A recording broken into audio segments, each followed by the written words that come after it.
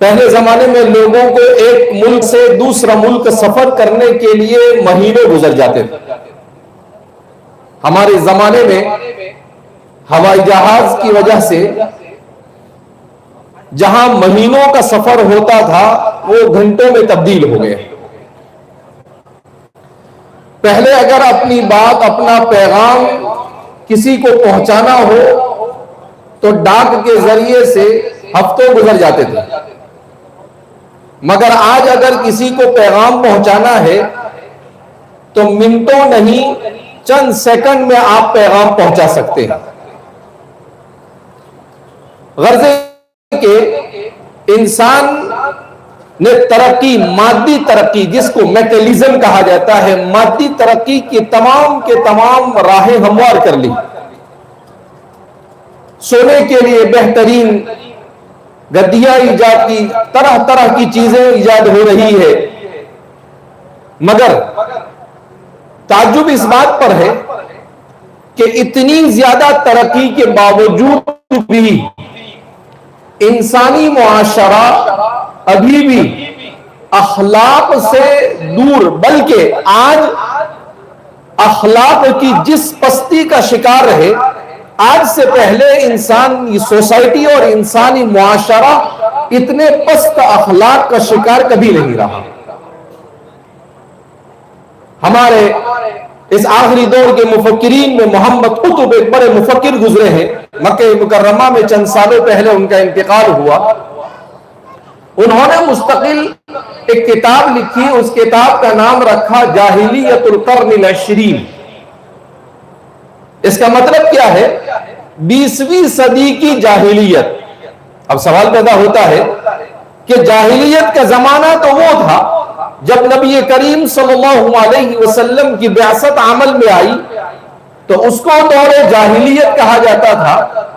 آپ صلی اللہ علیہ وسلم پر جب وحی نازل ہوئی اور آپ نے انسانی معاشرے کو علم، تعلیم اور پڑھنے پڑھانے کا جو پیغام دیا، اس پیغام کی برکت سے جاہلیت ختم ہو گئی. یہ 20ویں صدی کی جاہلیت کیا ہے؟ تو فرماتے ہیں کہ 20ویں صدی کی جاہلیت یہ ایڈوانس جاہلیت ہے. کیوں؟ اس لیے کہ اس جاہلیت میں علم اور معلومات تو ہے، انفارمیشن، نالج تو ہے، کتابیں بھی ہے.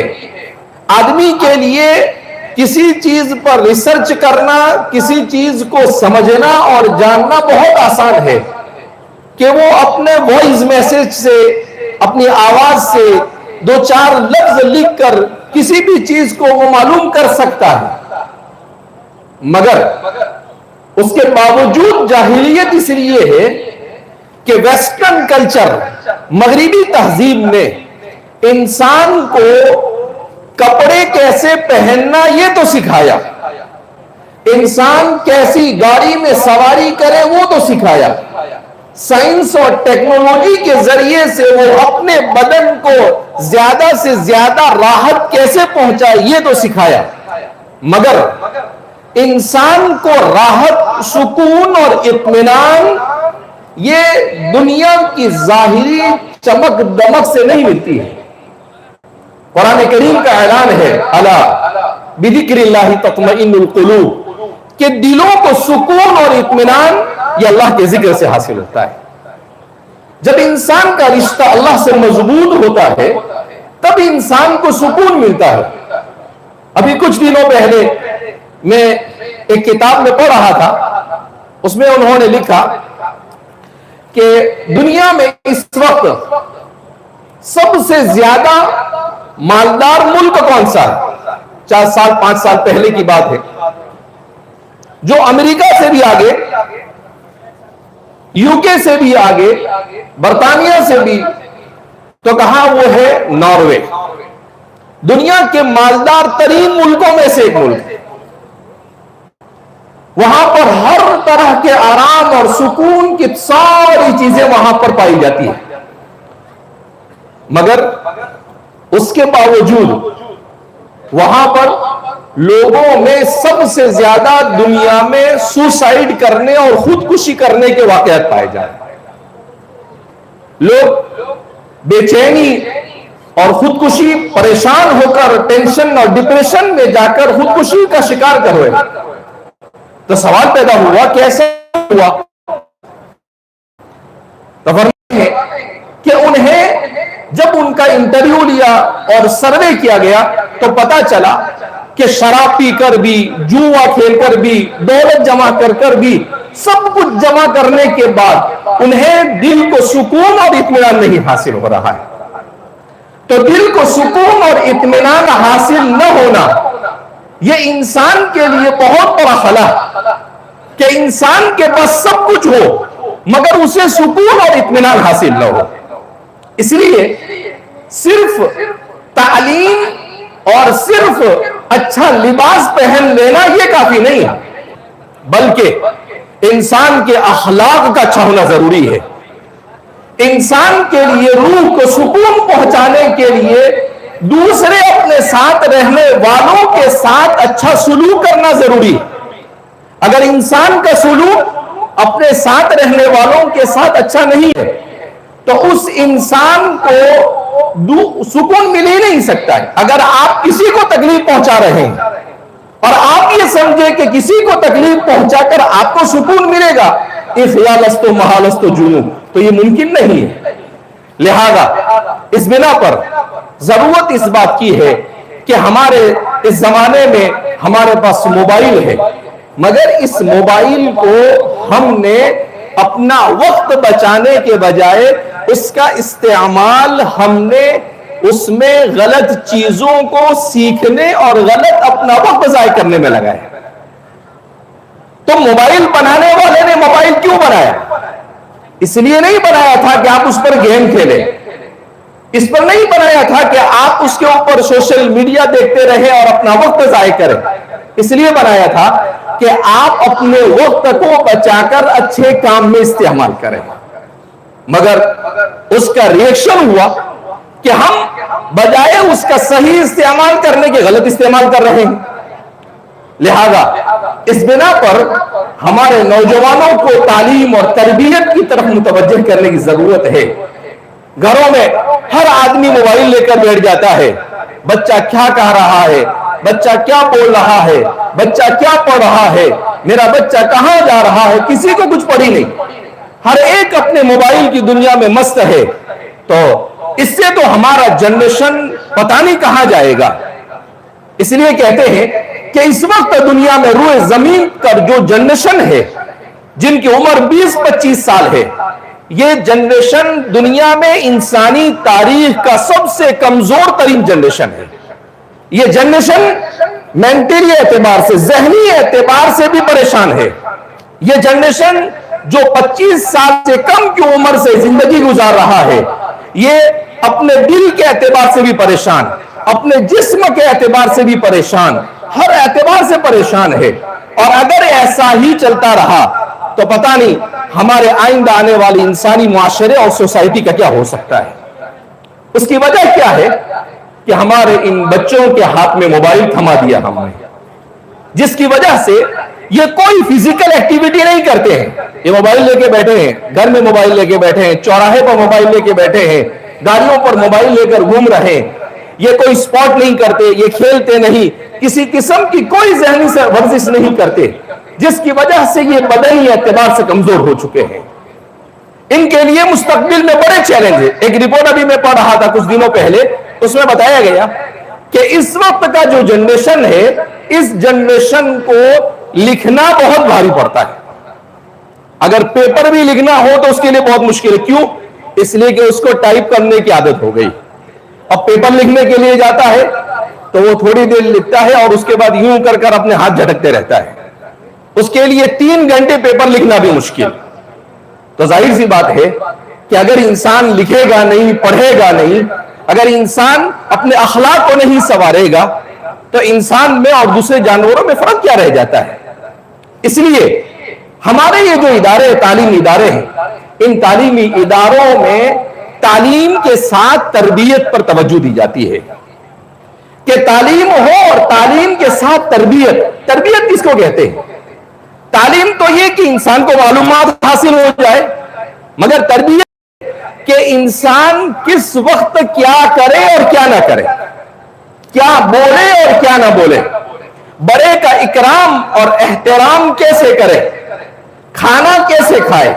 آج دیکھیں ہمارے نوجوانوں کو چلتے پھرتے وہ کھاتے ہیں، عجیب سی حرکت محسوس ہوتی ہے کہ بھئی چلتے پھرتے تو جانور کھاتے ہیں، انسان بھی چلتے پھرتے کھاتا ہے کیا دنیا میں؟ تو ہر طرح کی چیزیں ان کو سکھانے کی ضرورت ہے، مگر افسوس ہے کہ ماں باپ گھروں میں تربیت نہیں کرتے۔ اسکول اور کالج، یونیورسٹیوں، ہر جگہ پر تعلیم دی جا رہی ہے، مگر انہیں لائف اسکل نہیں سکھائی جا رہی۔ ہمارے ایک دوست مجھے بتا رہے تھے کہ ہم نے اپنے بچے کو شادی ہونے سے پہلے ایک جگہ پر لائف اسکل سیکھنے کے لیے رکھا۔ تو میں نے کہا یہ کیا ہوتا ہے؟ کہا کہ وہاں لائف اسکل سکھائی جاتی ہے کہ زندگی کیسے گزارے۔ کہا کہ وہاں پر وہ 3 مہینے رہے اور 3 مہینے میں 3 مہینے کی فیس ہمیں دینی پڑی 10 لاکھ روپے۔ 3 مہینے کے کتنے روپے دینے پڑے؟ 10 لاکھ روپے۔ کیا سکھانے کے لیے؟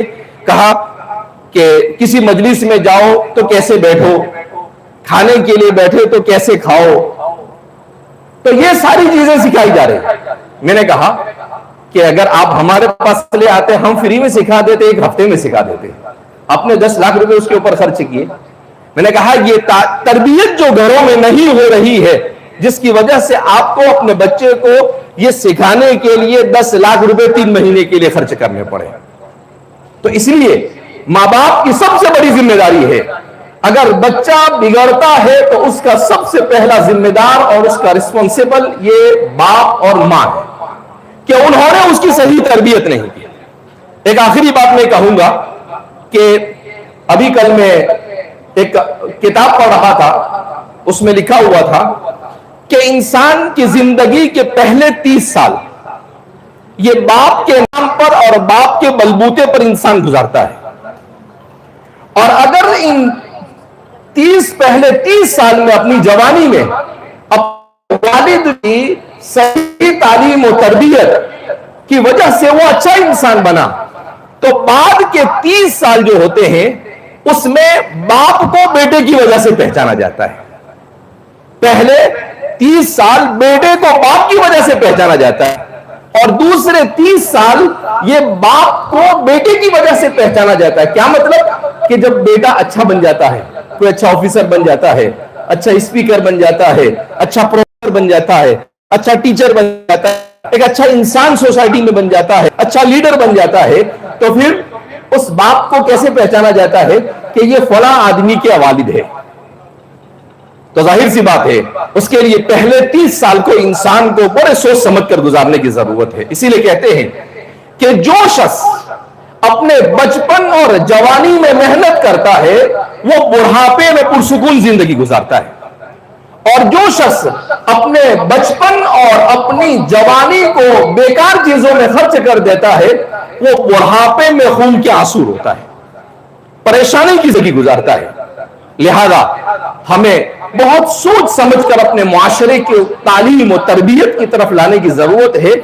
ہمارا معاشرہ یہ ہمدردی سے دور ہو چکا ہے، ایک دوسرے کی کوئی ہمدردی ہمارے دلوں میں باقی نہیں رہی، ہر آدمی مطلب پرست بن چکا ہے، ہر آدمی صرف یہ دیکھتا ہے کہ میرا فائدہ کہاں ہو رہا ہے، اپنا فائدہ حاصل کرنے کے لیے جس کو نقصان جتنا پہنچانا چاہے پہنچاتا۔ لیکن یہ یاد رکھنا چاہیے کہ انسان دوسرے کو نقصان پہنچا کر تھوڑی دیر کے لیے اگر نام کما لے، مال بھی کما لے، خدا کی قسم زندگی بھر رونا پڑتا ہے اسے۔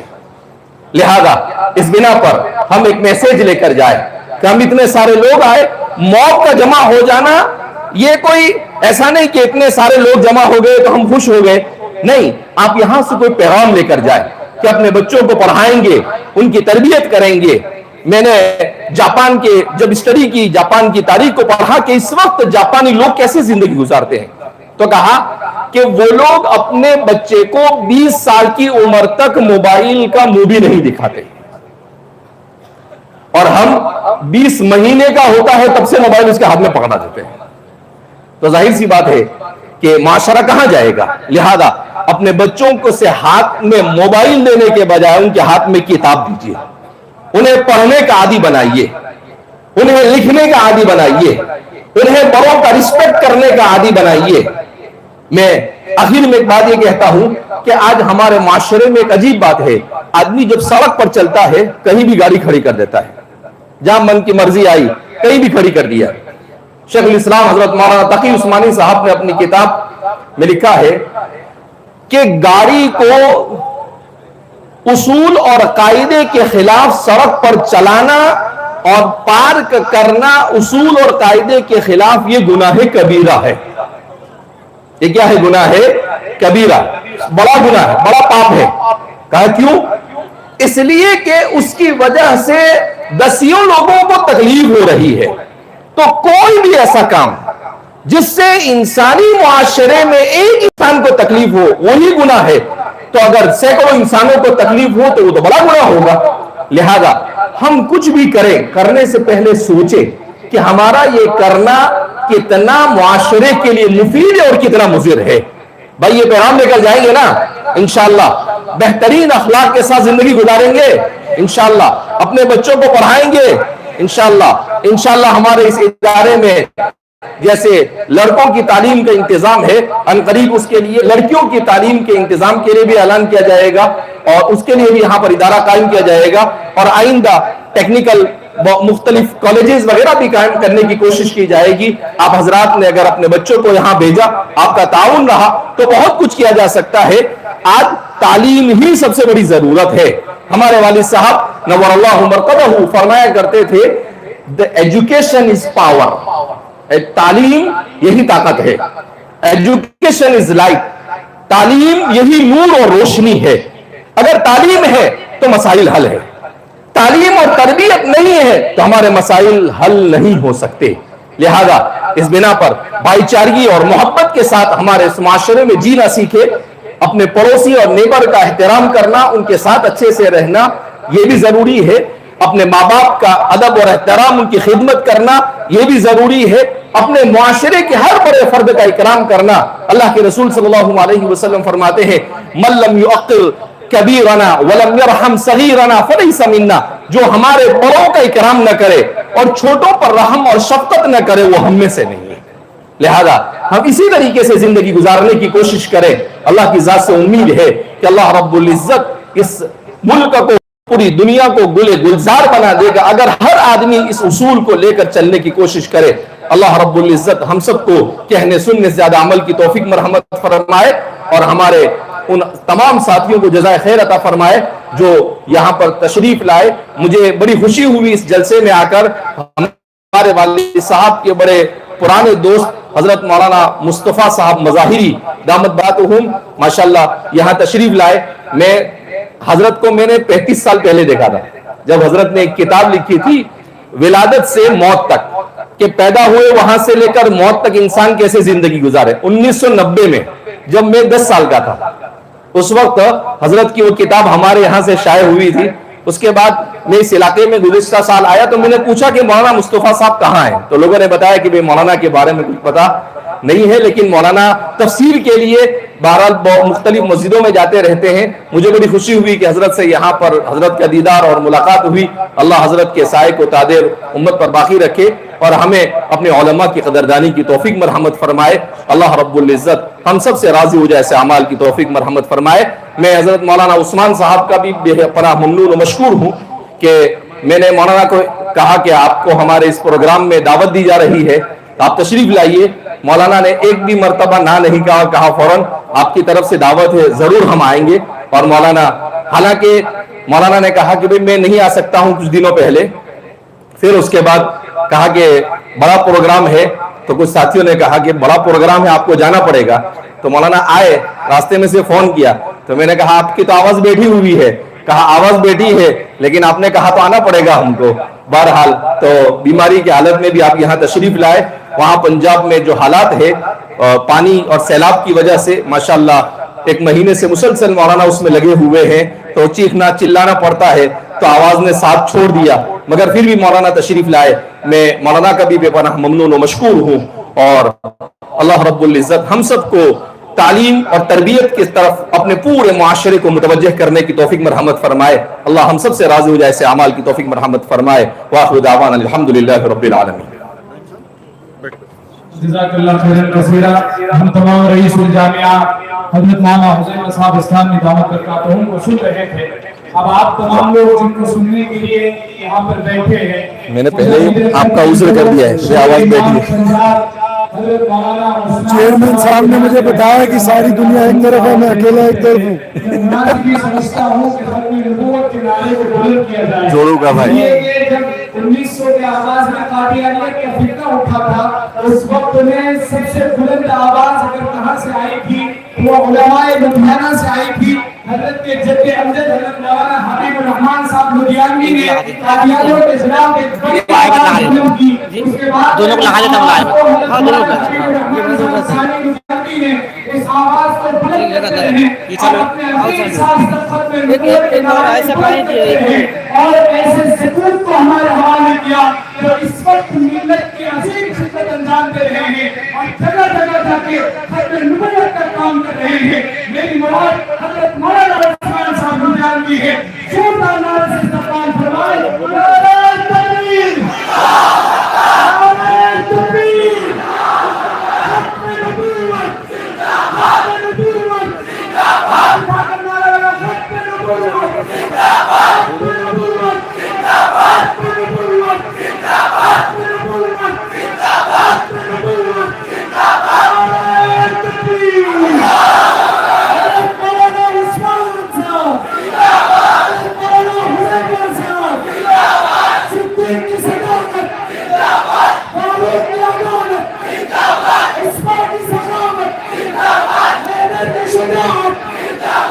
ختم نبوت, ختم نبوت, ختم نبوت,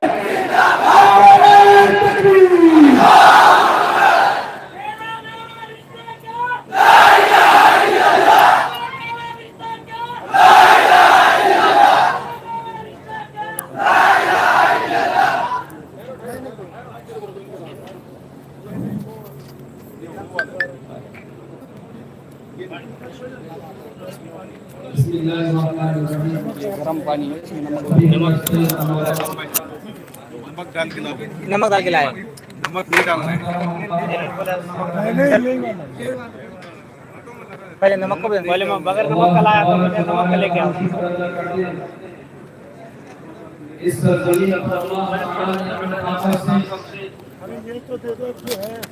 ہمارے قائدین یہ نمک کا لائے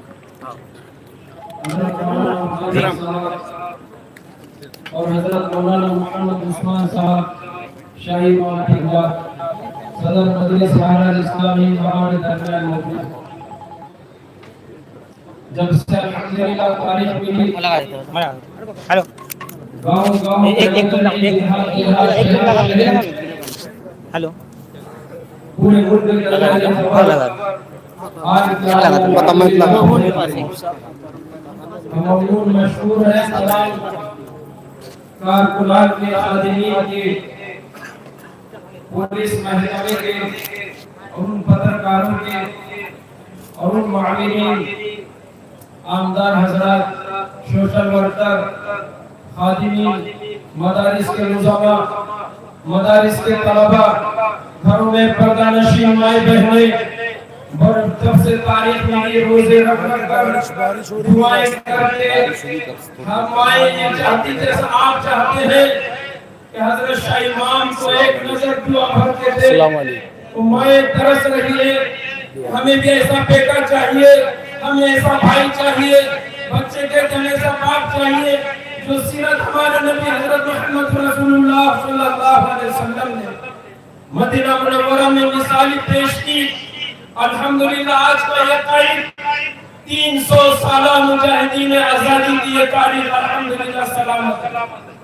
حضرت شاہ عبد القادر لدھیانوی سے لے کر حضرت مولانا حبیب الرحمان صاحب لدھیانوی شیر پنجاب, حضرت والا کے والد محترم نے پنجاب کے علاقوں کے اندر غریب بیوہ, مسکین بیوہ, مظلوم, بے کس, بے سہاروں کا سہارا بنے جب تاریخ جب کینسر کی بات آئی حضرت کو میں نے فون دے حضرت مولانا قاری شمس الدین صاحب نے اتنی زبردست اس علاقے کے اندر آ کر اتنی جامع محنت کی ہے کہ آپ یہ مجموعہ دیکھ کر سکون اپنے آنکھوں سے دیکھ حضرت نے کہا میں سمجھتا ہوں مجھے مولانا مصطفیٰ صاحب نے دعوت دی ہے ان کی سفارش پر میں آ رہا ہوں لیکن میرے یہاں میرے صوبے پنجاب کے یہ حالات مجھے اجازت نہیں دیتے کہ میں اپنا علاقہ چھوڑ کر ڈوبنے والے بے گھر ہوئے کتنے لوگوں کی لاشیں بٹ گئی کتنے بے گھر ہوئے کتنوں کا جان و مال تباہ برباد ہوا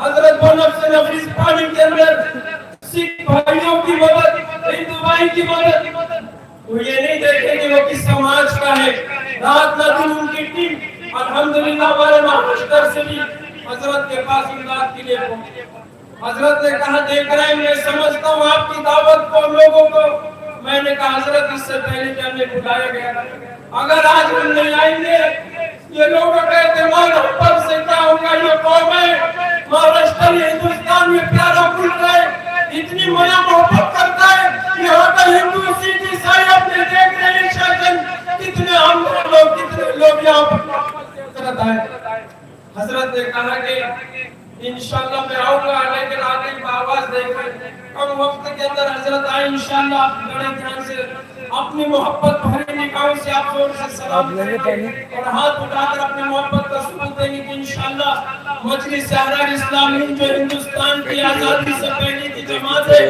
انشاءاللہ آج بھی ہم ان مکاتب مدارس مساجد کی علماء کا قائدین کا ہر وقت جب یہ تقاضا کریں گے انشاءاللہ مدارس کے اعتبار سے مولانا مصطفیٰ صاحب تحریک تحفظ ختم نبوت کے اعتبار سے شہر پنجاب ان سب ہمیں آواز دیں گے انشاءاللہ اپنے علاقوں میں اپنے گاؤں میں اپنے ضلع کے اندر انشاءاللہ مجلس احرار اسلام کو قائم کریں گے اور اپنے تقاضوں کی انشاءاللہ قبول محنت کے پیش کریں گے ممنون حضرت قاری شمس الدین صاحب جب سے اس گاؤں کے اندر آئے مدرسہ البنات آپ خوش ہو جائیے لڑکیوں کے لیے بڑا جامع ادارہ یہاں پر حضرت مولانا وسطانی صاحب کے وصال کے بعد حضرت مولانا مصطفیٰ صاحب کا یہ پہلا قدم ہے جو مدرسہ البنات کے لیے مہاراشٹر کے اندر پہلی مرتبہ یہ قدم وہ انہوں نے کہا میرے باپ نے تو سینکڑوں مدرسے مساجد بنا کر ملک کی خدمت کی میں وہ باپ کا بیٹا ہوں اور شہر پنجاب بھی وہ باپ کے بیٹے ہیں اس ملک کے لیے ہم نے سب کچھ قربان کیا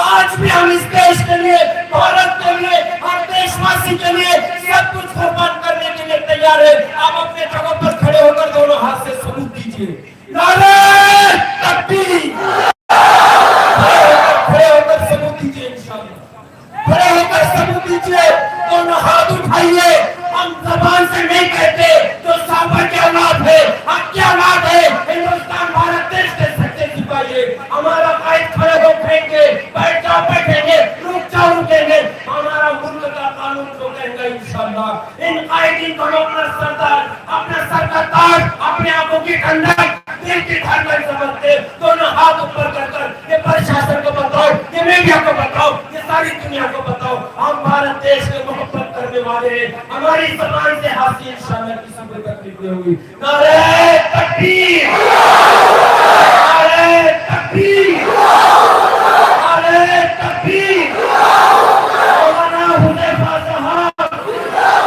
شیر پنجاب مولانا عثمان صاحب نیزہ جوان قاری شمس الدین صاحب جزاک اللہ خیرا جزا واحسن اطمینان کے ساتھ آپ بیٹھیے حکومت کا مظاہرہ کیجیے ہم یہاں پر پرشاسن کا خصوصاً API آخری سے صبح سے ساتھ ان کی پوری ٹیم کا ویلکم کرتے ہیں اسی طرح میڈیا والوں کا بھی ویلکم کرتے ہیں تمامی احباب کا جو کے اندر جن کا اس پروگرام میں کنٹریبیوشن رہا ہے سب کا ہم دن کی گہرائی سے استقبال کرتے ہیں جزاکم اللہ خیر ابھی آخر میں ٹرافی باقی تھی قاری اسرار صاحب کی ان کو ٹرافی بھی دی گئی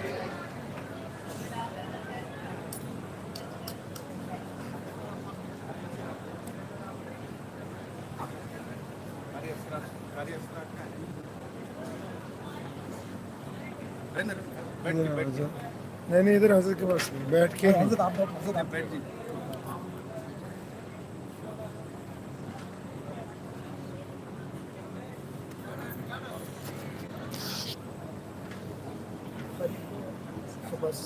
गला पहले ही खराब है, थोड़ी मेहरबानी करनी। और खराब हाँ करीब ही रहेगा। ये तो ठीक है, इसको बंद कर दो। ये आवाज़ का है कि जनरेटर चल रहा है पीछे? कूलर चल रहा कूलर बंद करो। बंद करो।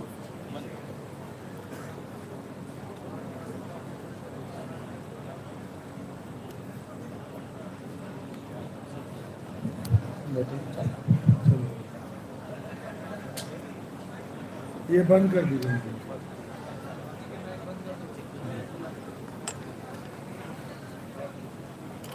बिस्मिल्लाहिर्रहमानिर्रहीम। शुरू अल्लाह के नाम से जो बड़ा मेहरबान और नहायत ही रहम करने वाला। तमाम साथी दुरूद पाक पढ़िए जी। अल्लाहुम्मा सल्ली अला मुहम्मद व अला आलि मुहम्मद कमा सल्लैता अला इब्राहीम व अला आलि इब्राहीम इन्नका हमीदुम मजीद। अल्लाहुम्मा बारिक अला मुहम्मद व अला आलि मुहम्मद कमा बारकता अला इब्राहीम व अला आलि इब्राहीम इन्नका हमीदुम मजीद।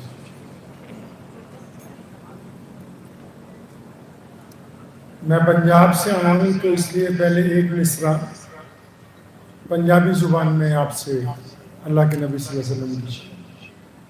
अक्सर मैं लोगों को कहता भी, एक दफ़ा परभनी भी आया तो मैंने सारे मौलवियों की उर्दू सुनी, तो मैंने कहा कि मराठी क्यों नहीं बोलते। जो मातृभाषा है तो उसका सम्मान होना बहुत ज़रूरी है। तो पंजाबी में नबी अलैहि सलाम की शान में दो मिसरे किसी ने कहे, पहले वो सुन लीजिए इंशाअल्लाह। कि जिथे मेरे नबी दे कदम लगे, यानी हज़रत मोहम्मद सल्लल्लाहु अलैहि वसल्लम के जहाँ पाँव लग गए, जिथे मेरे हुजूर दे कदम लगे उस थां वर्गी कोई थां नहीं हो, ते जिस दियां कसमां अर्श ते रब खावे उस ना वर्गा कोई ना नहीं हो, ते जेड़ी मेरे हुजूर दा मुंह चुमे। वो कहता है कि जहाँ मेरे नबी अलैहि सलाम के कदम लग गए वैसी तो कोई और ज़मीन नहीं है। और जिस नाम की अल्लाह कसम खाते हैं, ताहा यासीन मुदस्सिर, यानी वो मेरे नबी का नाम है। और फिर यहाँ एक औरत का जिक्र करता है, कहता है एक औरत है जो नबी अलैहि सलाम के बार बार माथे को चूमती है, कभी गालों को चूमती है, कभी नबी अलैहि सलाम के होठों को चूमती है, तो उसका भी जिक्र बीच में कर रहा है कि जिथे मेरे हुजूर दे कदम लगे उस थां वर्गी कोई थां नहीं हो, ते जिस दियां कसमां अर्श ते रब खावे उस ना वर्गा कोई ना नहीं हो, ते जेड़ी मेरे हुजूर दा मुंह चुमे उस मां वर्गी कोई मां नहीं हो। चलो चलिए जालियां हेठ बहिए, ओदी छां वर्गी कोई छां नहीं। क्यों लाखों सलाम उस आका पर, हो लाखों सलाम उस आका पर, जुल्म लाखों जिसने तोड़ दिए, दुनिया को दिया पैगाम सकूं, तूफानों के रुख मोड़ दिए। उस मोहसिन आलम ने दुनिया में क्या क्या न दिया इंसानों को, दस्तूर दिया, मंशूर दिया, नई राहें दी, नए मोड़ दिए। खाना काबा के बाहर एक बंदा बड़ा परेशान फिर रहा, मक्का मुकर्रमा में। और ये वो वक्त है जब नबी अलैहिस्सलातु वस्सलाम ने अभी ऐलान किया है कि मैं अल्लाह का नबी हूं। अब ये बंदा बहुत परेशान है, एक हफ्ता हो गया, करीब के किसी इलाके से मक्के में जानवर बेचने आया था, तो इसके ऊंट किसी बंदे ने खरीद लिए लेकिन पेमेंट नहीं कर रहा, तो बड़ा परेशान है एक हफ्ते से। तो उसने लोगों को पूछना शुरू किया, यहाँ कोई बड़ा आदमी है, यहाँ कोई मिनिस्टर है, कोई एमएलए है, कोई प्रधान है, यहाँ कोई ट्रस्टी है कि जिसको मैं जाके अपना दुख सुनाऊं, वो मेरा काम करवा दे। तो मक्के के लोगों ने कहा हाँ, ये जो बैतुल्ला है इसके अंदर जो बरामदे, यहाँ जो सुबह को कारपेट बिछा के रेशमी कपड़े पहन के जो बड़े बड़े लोग बैठ के शरबत पीते हैं, वही मक्के के मालिक हैं। अगर तुम उनको जाके अपनी फरियाद सुनाओ तो तुम्हारी मदद करेंगे।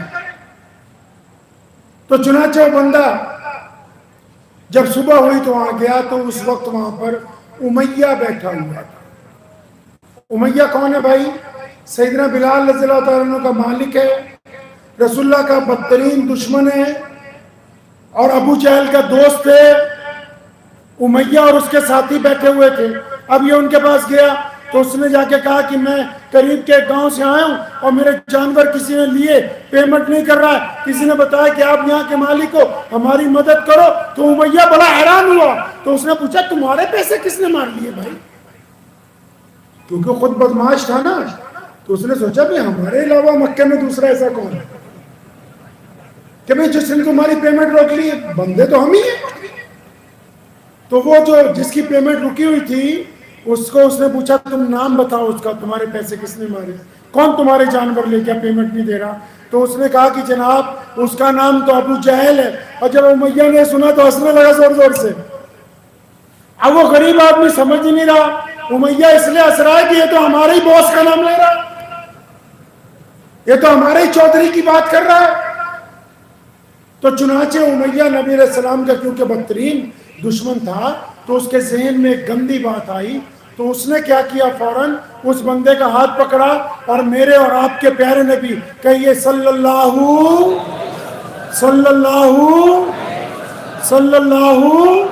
ہاں ہمارے نبی صلی اللہ علیہ وسلم روزانہ بیت اللہ میں خانہ کعبہ سے ٹیک لگا کے بیٹھا کرتے تھے۔ تو اس نے امیہ نے اس بندے کا ہاتھ پکڑا اور خانہ کعبہ کی طرف اشارہ کیا اور اسے کہا کہ وہ دیکھتے ہو سامنے وہ سفید کپڑوں میں بیٹھے؟ اس نے کہا، کہتا بس ان کے پاس چلا جا، وہ تیرا کام بنا دے گا۔ یہاں ایک بات روک کے بتانا چاہتا ہوں کہ رسول اللہ کے بدترین دشمن امیہ کا جو گیا تو جہنم میں، اس کا بھی یہ یقین تھا کہ در رسول پر اگر کوئی چلا جائے گا تو خالی واپس آنے والا نہیں۔ اس نے کیوں بھیجا نبی علیہ السلام کے پاس؟ اس کو پتا، کیونکہ اسے پتا تھا کہ اگر نبی علیہ السلام کے پاس جائے گا تو اس کی سفارش کرنے جائیں گے، اور رسول اللہ جب جائیں گے تو ابو جہل تو موقع تلاش کر رہا ہے کہ کس طرح لڑائی ہو تو اس کو موقع مل جائے گا۔ تو چنانچہ وہ بندہ ہمارے نبی علیہ السلام کے پاس پہنچا۔ آپ نے اکثر سنا ہوگا ہمارے علماء سے، جن لوگوں نے ہمارے نبی علیہ السلام کو پہلی بار دیکھا تو ان کو حضور صلی اللہ علیہ وسلم کا نام نہیں پتا تھا، جو پہلی بار دیکھتے۔ اب بھی ہم بھی آپس میں اگر کسی کو پہلی بار دیکھتے ہیں اور ہمیں نام نہ پتا ہو تو ہم اس کی ظاہری شکل صورت سے کوئی نام رکھ لیتے ہیں، کسی کو لمبو بول دیتے ہیں، کسی کو گورا بول دیتے ہیں، کسی کو بلا بول دیتے ہیں، نہیں۔ تو جو نبی علیہ السلام کو پہلی بار دیکھتے تھے ان کو نام نہیں پتا ہوتا تھا، تو اپنی طور پہ ایک نام رکھتے تھے نبی علیہ السلام کا۔ اکثر لوگ کہتے تھے کہ یہ پیاری صورت والے۔ یہ ہماری جتنی حدیث کی کتابیں ہیں جو 1,24,000 کم و بیش صحابہ ہیں ان میں سے، اور جو بدری ہیں ان میں سے، جو عشرہ مبشرہ ہیں ان میں سے کسی نے نبی علیہ السلام کا حلیہ مبارک بیان نہیں کیا۔ نبی علیہ السلام کی پیاری صورت، آپ کی زلفیں، آپ کا چہرہ، آپ کی آنکھیں، آپ کی مہر نبوت، آپ کے کندھے، آپ کی پنڈلیاں، آپ کی جو خوبصورت جو منظر کشی کی ہے وہ ایک بدو عورت نے کی ہے جب نبی علیہ السلام مکے سے مدینہ المنورہ جا رہے ہیں، جس کو ام معبد کے نام سے ہم لوگ جانتے ہیں۔ ام معبد کے گھر جب نبی علیہ السلام گئے تھے نا تو وہ اکیلی تھی، گھر پہ کوئی تھا نہیں۔ ابو بکر صدیق نے پوچھا کچھ کھانے کے لیے؟ ہمارے پاس کچھ نہیں۔ تو ایک لاگر بکری لائی گئی، نبی علیہ السلام نے اس کی پشت پر ہاتھ رکھا، اس نے اتنا دودھ دیا کہ تمام برتن بھر گئے، اور آپ صلی اللہ علیہ وسلم اس کے گھر پر کچھ دیر رکے، سب نے کچھ دودھ پیا، اور گھر سے جب گئے شام کو جب ابو معبد آیا تو اس نے ام معبد سے پوچھا آج گھر میں رونق ہے، آج گھر میں رزق ہے، آج گھر میں خوشبو ہے، آج گھر میں کیف ہے، آج گھر میں سرور ہے، ہمارے گھر کون آیا تھا؟ تو ام معبد تو نام پوچھنا بھول گئی تھی، اس نے خود ہی نام رکھا، کہنے لگی ابو معبد آج ہمارے گھر پہ مبارک آیا تھا۔ مطلب ایسی ذات آئی تھی جس کے آنے سے سب مبارک ہو گئے۔ تب یہ جو بندہ نبی علیہ السلام سے ملنے پہنچا نا امیہ کی سفارش پر، تو آپ صلی اللہ علیہ وسلم کو دیکھتے ہی اس نے کہا یہ پیاری صورت والے آپ پر سلام ہو۔ اب نبی علیہ السلام نے اس کو جو دیکھ کر کہا، جو نبی نے کہا، تو وہ سن کے اس کی آنکھوں میں آنسو آ گئے۔ کیا کہا ہمارے نبی صلی اللہ علیہ وسلم نے؟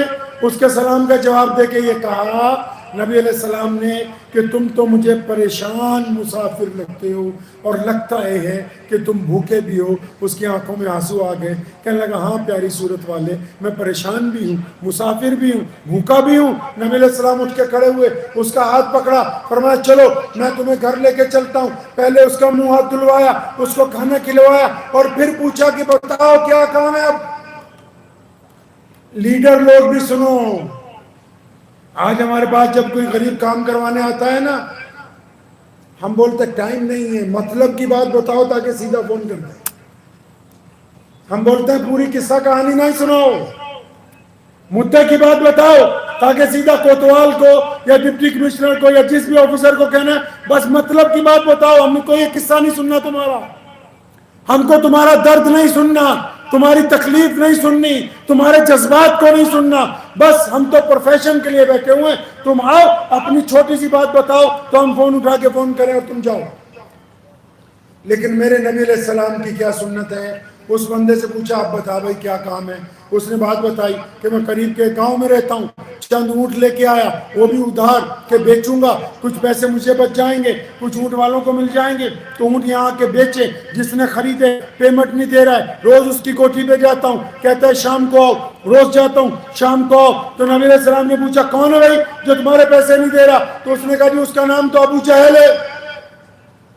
ادھر امیہ نے اپنے غلام کو جاسوس بنا کے پیچھے بھیجا کہ جب نبی علیہ السلام اور ابو جہل کا ٹکراؤ ہوگا تو تم نے ہمیں آ کے بتانا ہے تاکہ نعوذ باللہ ہم اس تماشے میں شریک ہو جائیں. تو جب نبی علیہ السلام نے سنا کہ ابو جہل نے پیمنٹ روک رکھی ہے تو یہ نہیں کہا کہ وہ میرا دشمن ہے, یہ نہیں کہا کہ میری اس کی بنتی نہیں ہے, یہ نہیں کہا کہ وہ میری مخالفت کرتا ہے.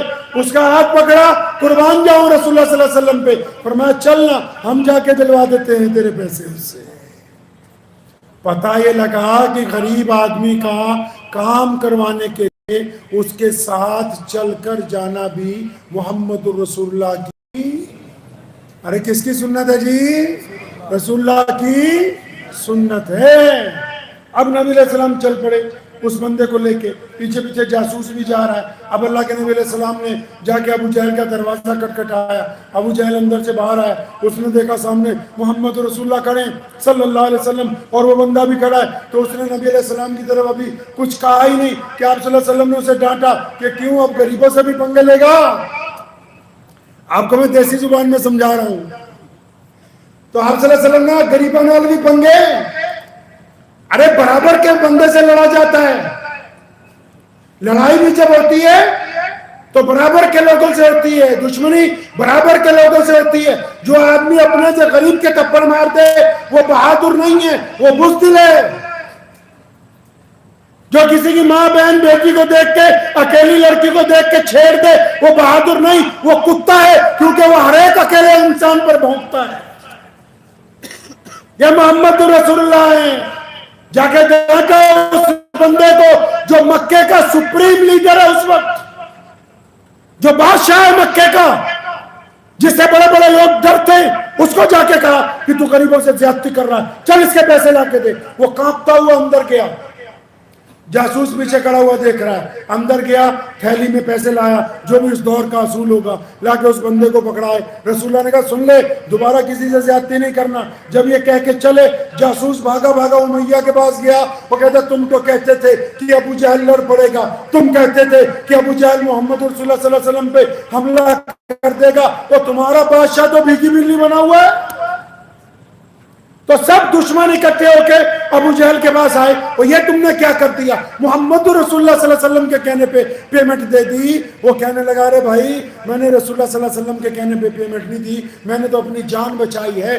آج جب محمد آئے تھے صلی اللہ علیہ وسلم تو ہوا میں ان کے سر پر ایک اژدہا پھن پھیلائے کھڑا تھا. مجھے یقین تھا کہ آج اگر رسول اللہ کی بات نہ مانی تو یہ مجھے زندہ نکل جائے گا, میں تو پہلے اپنی جان بچائی ہے.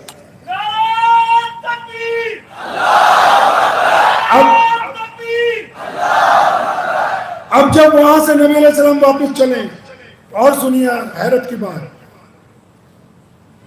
چند گلیاں پار کرنے کے بعد ہم لوگ تو آج چاہتے ہیں نا کہ کسی کو کچھ دے دیں تو پہلے وہ یوٹیوب پر آ جائے. ہمارا تو یہ مسئلہ ہے نا کہ غریب کو آٹے کی تھیلی بھی دیں، ایک کمبل بھی دیں، تو اس کی فوٹو ساتھ میں آنی چاہیے۔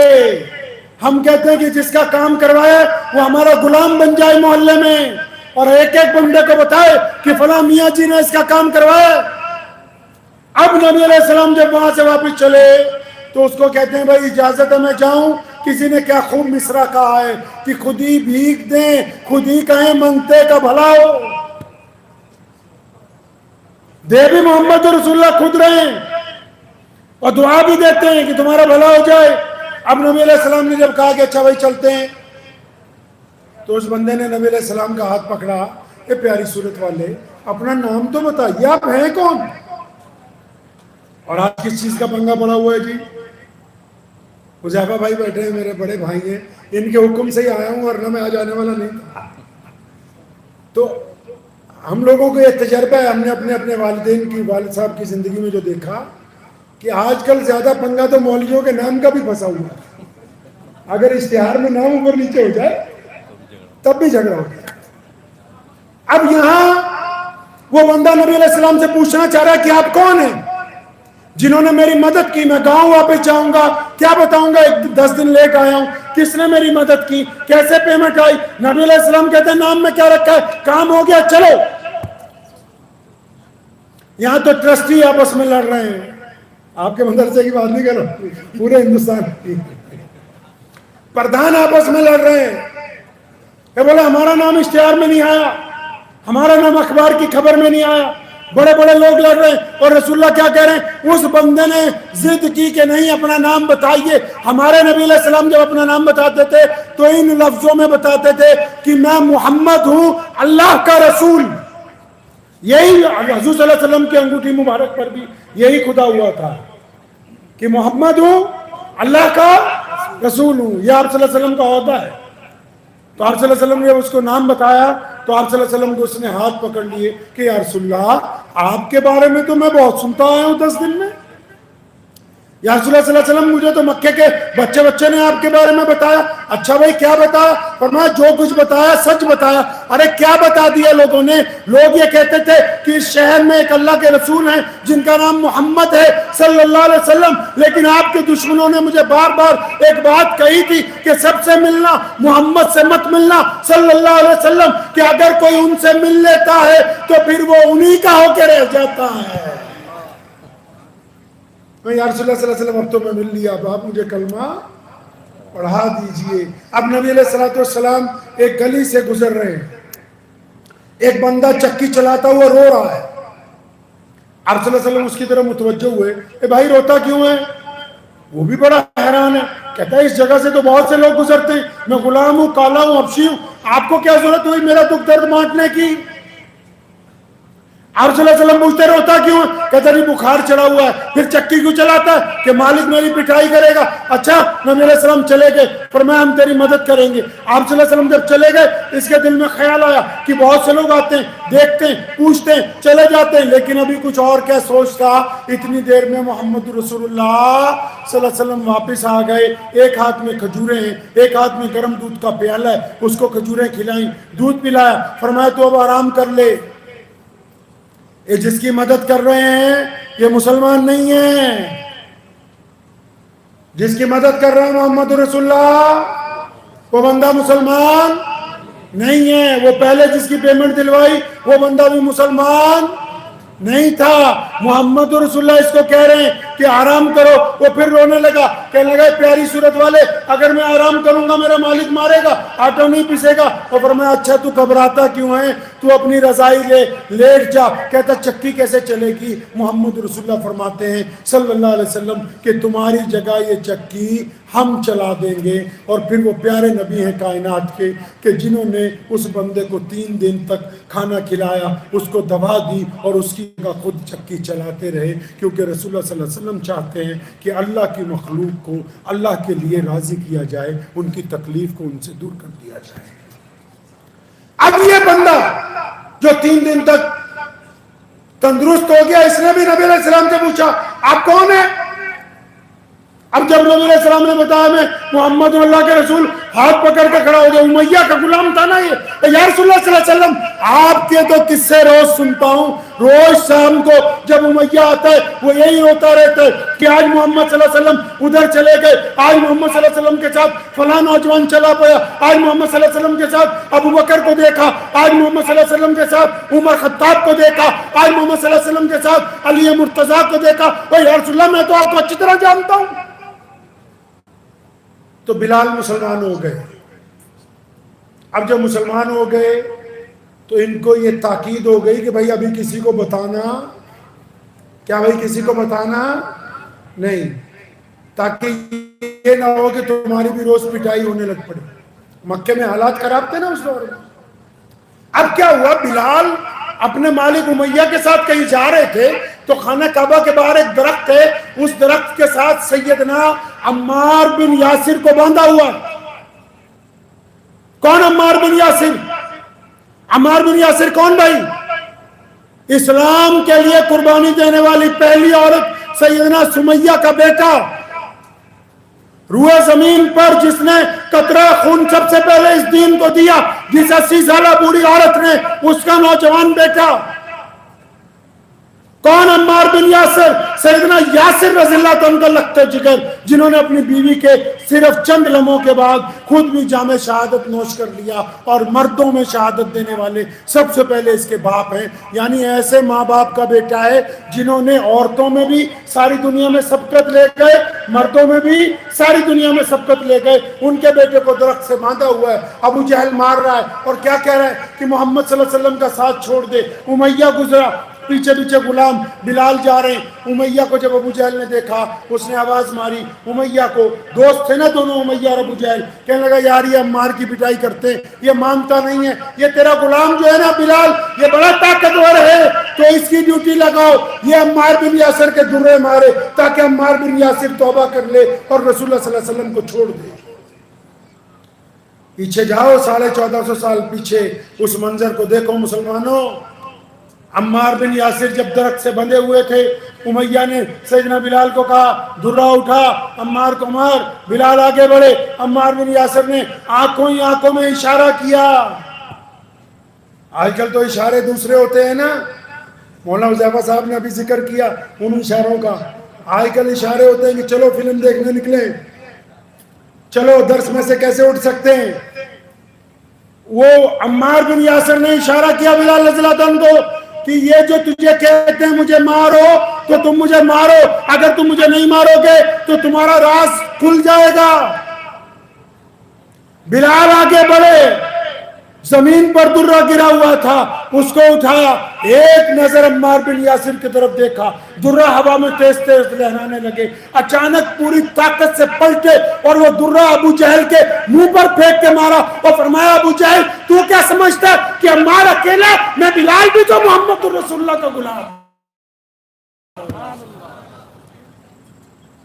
اب پھر جو بلال پہ گزری ہو تو پتہ ہی ہے آپ کو کیا گزری، گلے میں پھندا ڈال دیا گیا، گلی کوچوں میں روز کھینچا جا رہا ہے، پتھر مارے جا رہے ہیں، تپتے انگاروں پہ لٹایا جا رہا ہے۔ اور بلال کا روز کا کام کیا ہے؟ وہ گلی کوچوں میں، آپ کو آپ کی زبان میں سمجھاتا ہوں، وہ گلی کوچوں میں صبح کو نکل جاتا ہے اور زور زور سے نعرے لگاتا ہے محمد الرسول اللہ زندہ باد، زور زور سے کہتے ہیں آہدن آہدن۔ اب ایک دن مار کھا کے جب شام کو گھر پہنچے، کیونکہ روٹین بن گیا تھا روز پٹائی کھانی، ایک دن شام کو سیدنا بلال رضی اللہ عنہ جب روزانہ روٹین کے مطابق مار کھا کے گھر آئے تو دروازے پہ اماں بڑی خوش ہوئی۔ تو اماں جی بڑی خوش ہیں آج، اماں کیا ہوا؟ تو اماں کہنے لگی بلال میں نے سوچا ہے کہ ہم لوگ ہجرت کریں، ہم لوگ مکہ چھوڑ دیں۔ اچھا اماں ہم لوگ مکہ چھوڑ دیں گے؟ کیوں؟ کہ یار تجھے مکے والے تنگ بہت کرتے ہیں نا۔ تو یہ رسول اللہ کے غلام تھے صلی اللہ علیہ وسلم۔ کس کے غلام تھے جی؟ رسول اللہ صلی اللہ علیہ وسلم کے غلام تھے۔ بلال وہ واحد شخصیت ہیں کہ دمشق میں انتقال سے پہلے جس صبح کو اٹھے تھے تو اکثر عام دنوں میں ایسے ہی چلتے پھرتے تھے. اس دن لوگوں نے دیکھا کہ آج نئے کپڑے پہنے ہوئے ہیں, آج گاڑی کو تیل لگایا ہوا ہے, آج جسم پر خوشبو لگائی ہوئی ہے, مشک اور عنبر استعمال کیا, آج پگڑی نہیں باندھی ہے. تو لوگوں نے پوچھا بلال آج کہیں کسی کی شادی ہے, کہیں جا رہے ہو؟ فرمایا نہیں نہیں, نبی علیہ السلام آج خواب میں آئے تھے نا. انہوں نے کہا بلال شام کو روزہ میرے ساتھ کھولنا. تو بلال کا یقین ہے کہ آج زندگی کا آخری دن ہے, آج جب دم نکل جائے گا تو شام کو ملاقات محمد رسول اللہ صلی اللہ علیہ وسلم.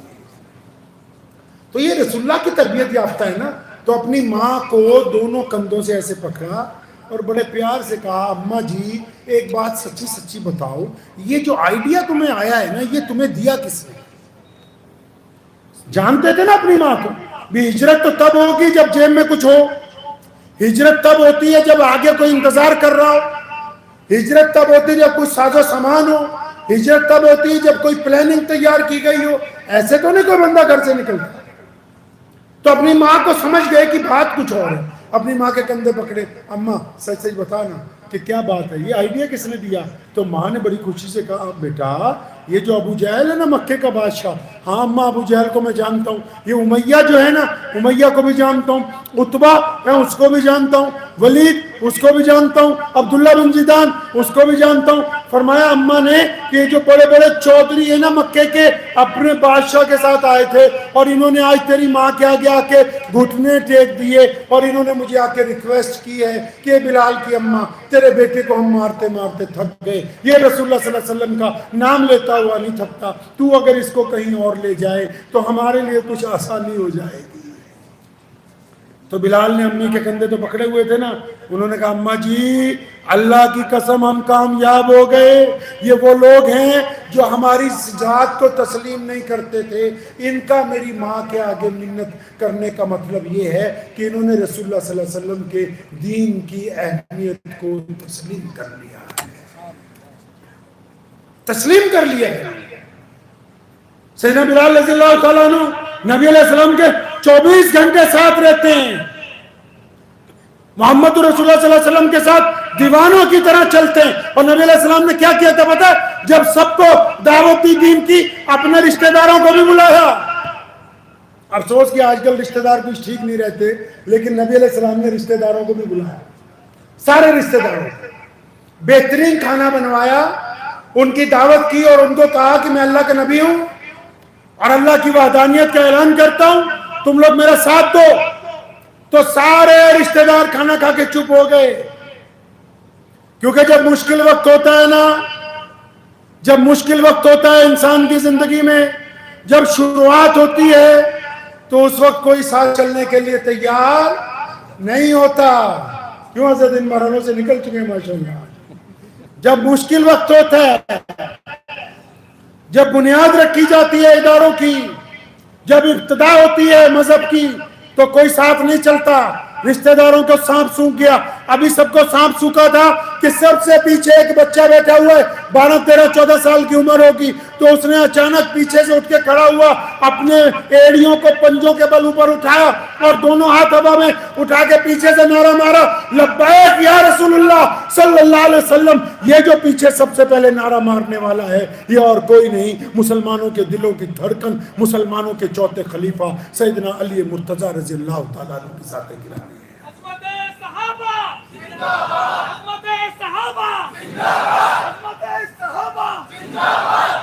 اب نبی علیہ الصلوۃ والسلام ایک دن خانہ کعبہ میں گئے. تھوڑا شارٹ کر کے آپ کو سمجھا رہا ہوں, بیچ کے کچھ واقعات پھر کبھی آج جتنا گلا اجازت نہیں. ایک دن خانہ کعبہ میں گئے, عثمان بن طلحہ کے پاس چابی ہے خانہ کعبہ کی. میں یار چابی دے ذرا, ہم نے نماز پڑھنی.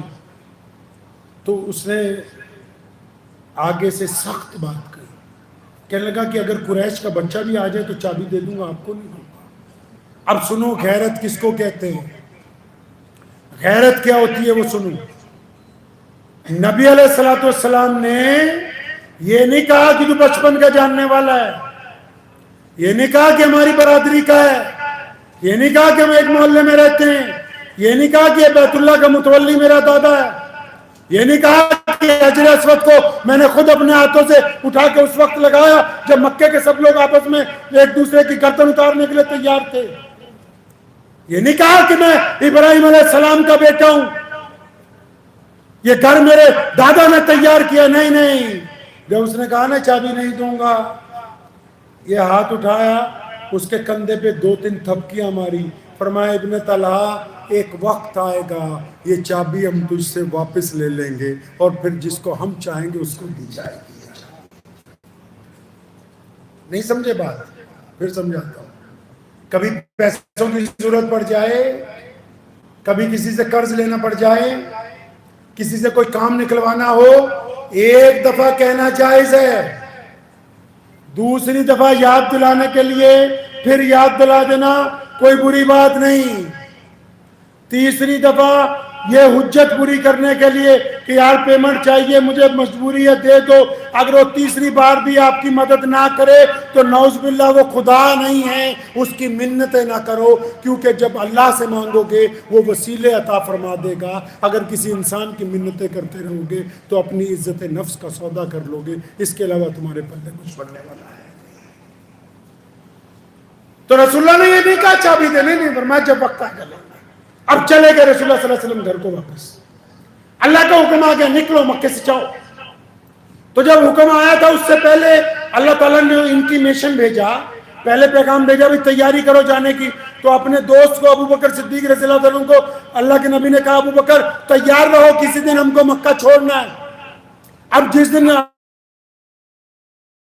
حضور صلی اللہ علیہ وسلم کو آ کے یہ کہا کہ چلو مکے سے نکلو، جبریل نے آ کے کہہ دیا کہ چلو، تو نبی علیہ السلام جب پہنچے تو وہ ایسا وقت تھا کہ لوگ اس وقت سو رہے ہوتے ہیں، آرام کر رہے ہوتے ہیں. اب یہ ابو بکر صدیق کے گھر کے پاس پہنچے، آواز دی ابو بکر، اندر سے آواز آئی لبیک یا رسول اللہ صلی اللہ، زور سے صلی اللہ، اندر سے آواز آئی لبیک یا رسول اللہ صلی اللہ علیہ وسلم. نبی علیہ السلام بڑے حیران ہوئے، ابو بکر کو پوچھا کہ میرے دوست آپ اپنے کمرے میں نہیں تھے، آپ آرام نہیں کر رہے تھے اپنے بیڈ پہ، آپ تو بالکل ڈیوڑی کے دروازے سے آواز آئی.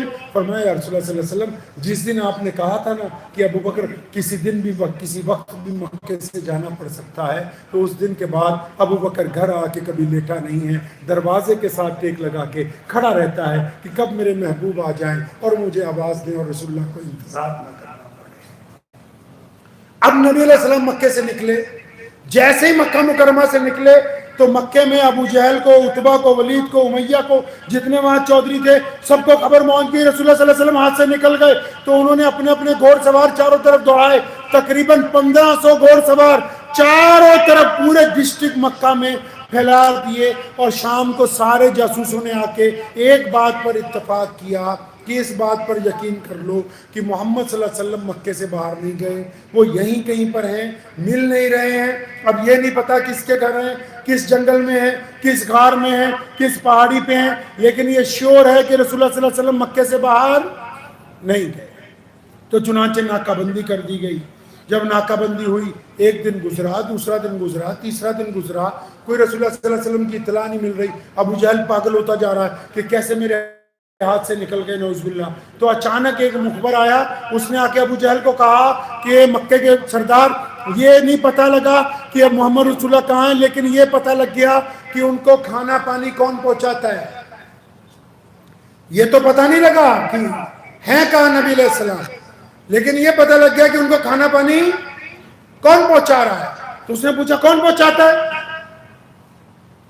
مولانا گرم پانی کا. تو پتہ لگا کون پہنچاتا ہے کھانا، یہ پانی نکال دیجیے. تو اس نے مخبر نے کہا کہ ابو بکر صدیق کی نوجوان بیٹی ہے نا اسماء بنت ابو بکر، وہ کھانا لے کے جاتی ہے رات کو. اب ابو جہل جانتا تھا سیدنا اسماء کو بھی، وہیں ان کے سامنے سارے بچے وہیں کے رہنے والے.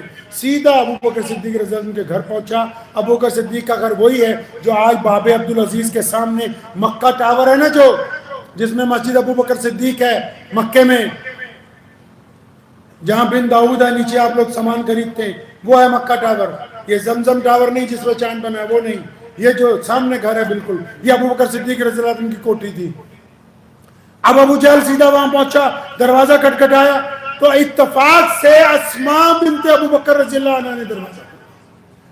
ابو جہل پہچانتا تھا، اس وقت ابھی برقعے کا حکم نہیں آیا تھا. اس نے دیکھتے ہی ایک زبردست چوٹ سیدنا اسماء بنت ابو بکر کے اتنی شدت سے ماری کہ وہ تیزی سے گری، ایک پتھر پہ ان کا سر پھٹ گیا، کان پھٹ گیا اور ان کے خون جاری ہوا. تو ابو جہل ایک ڈنڈے سے پٹائی کرنے لگا. جب ظلم کرنے لگا اور پوچھتا ہے کہ بتا محمد صلی اللہ علیہ وسلم کہاں ہیں، تیرے والد نے ان کو کہاں لے کے گئے؟ تو پیچھے سے کوئی آیا، اس نے کان میں کہا ابو جہل سے کہ یہ بہت بڑے آدمی کی بیٹی ہے، ان کا قبیلہ بھی مکے میں بڑا طاقتور ہے، اگر خدا نہ خواستہ اس کی جان نکل گئی تو محمد صلی اللہ علیہ وسلم کو ڈھونڈنا تو دور کی بات، پہلے ابھی تیرے ساتھ جنگ شروع ہو جائے گی. رک جا. تو ابو جہل رک گیا، لیکن اس نے ایک بات پوچھی سیدنا اسماء بنت ابو بکر رضی اللہ عنہ سے. کہنے لگا کہ یہ بتا تو صحیح محمد صلی اللہ علیہ وسلم کہاں ہے. اب سنو اس کو کہتے ہیں اطاعت کیا ہوتی ہے، فرما برداری کیا ہوتی ہے.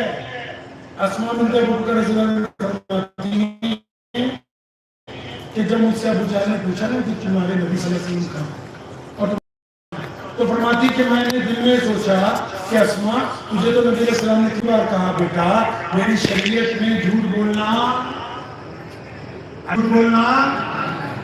آج کل تو جھوٹ بولنے والی مشین ہے ہماری جنگ جس کو موبائل بولتا ہے. اگر بندہ کھڑا اور بنی کاشتی میں ہو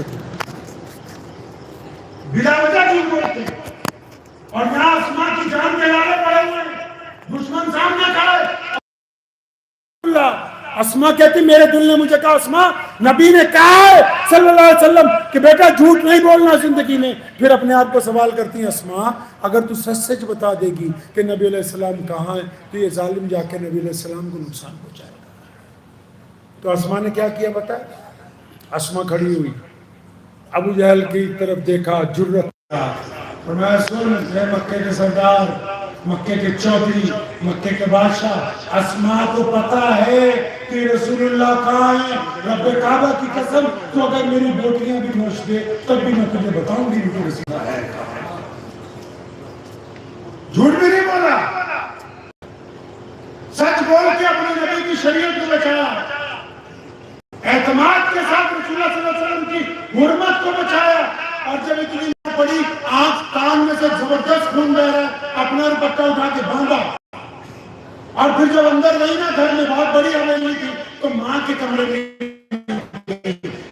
بہنوں کے کمرے میں نہیں گئی. ارے سبحان اللہ کیا رضی اللہ تعالیٰ اجمعین. وہ سیدھی جا کے دوبارہ کچن میں اور پھر سے خادموں کے ساتھ رکھ کے کھانا تیار ہو گیا. کھانا تیار ہو گیا، اب اسماء بیٹھ گئی. رات پہلا آیا پہر گزر گیا، دوسرا پہر آیا گزر گیا. جب دیکھا مخبر بھی سو گئے تو تیسرے پہر اسماء پھر نکلی.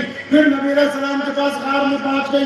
بیٹے کو دیکھا، ابو بکر صدیق نے اپنی بٹیا کو دیکھا کہ کپڑوں پر مٹی ہے، کپڑوں پر خون کے نشان ہیں، سر پر کپڑا بندھا ہوا ہے، کان سے خون دس رہا ہے. پوچھا اسماء بیٹا کیا ہوا؟ اسماء یہ نہیں کہتی کہ ابو جہل نے مارا ہے. کہنے لگی ابا آج ہم لیٹ ہو گئے، آج تاخیر ہو گئی، آپ رسول اللہ کے لیے دسترخوان لگائیے، پہلے محمد رسول اللہ کو کھانا پیش کیا جائے. ہم تو انگلی کٹوا کے شہیدوں میں نہ نکلنا چاہتے ہیں. ہم تو کہتے ہیں ذرا سا کوئی کام ہو بتانا چاہیے نا بھائی مسجد میں کارپیٹ بچھائے تھے کون سے ٹرسٹی نے بچھوایا، یہ پتھر لگوایا تو کس نے لگوایا، یہ فلاں کام کیا تو ہم تو بتانا چاہتے ہیں پہلے. اسماء مار کھا کے آئی ہے، جان بچا بچ گئی اللہ کے حکم سے، پھر بھی وہ نہیں بتا رہی. نبی علیہ السلام نے جب دیکھا باپ اور بیٹی بات کر رہے اور کوئی سنگین معاملہ، رسول اللہ صلی اللہ علیہ وسلم نے پوچھا تھا اسماء بیٹا بتاؤ کیا بات ہے تمہارے والد پوچھتے. اسماء کے ضبط کے بندھن ٹوٹ گئے، رونے لگی. یا رسول اللہ صلی اللہ علیہ وسلم آپ کا پتہ پوچھنے کے لیے ابو جہل نے آج مجھے بہت مارا ہے. نبی علیہ السلام نے دعا دی تھی، پہلے بھی کی، بارہا کہا، بخاری میں موجود ہے. فرمایا ایک ایک کا قرضہ لوٹا دیا ہے، ایک ایک کا احسان چکا چکے ہیں محمد رسول اللہ. جتنے صحابہ نے بھی ان کے لیے قربانی نہ دی، فرمایا میں نے سب کا احسان چکا دیا سوائے ابو بکر کے اور اس کے گھرانے کے. کل قیامت کا دن ہوگا، میں اپنے رب کی حضور جھولی پھیلاؤں گا. ابو بکر کو یہ چیزوں کا نہیں بدل اپنے رب سے کیا بات ہے. اب نبی علیہ السلام مکہ مدینہ پہنچ گئے، مدینہ منورہ پہنچ گئے. اب مدینہ منورہ پہنچنے کے بعد پیارے نبی علیہ السلام 10 سال کا ایسا بیچ کے واقعات پھر کبھی زندگی ہوئی تو پھر سناؤں گے انشاءاللہ.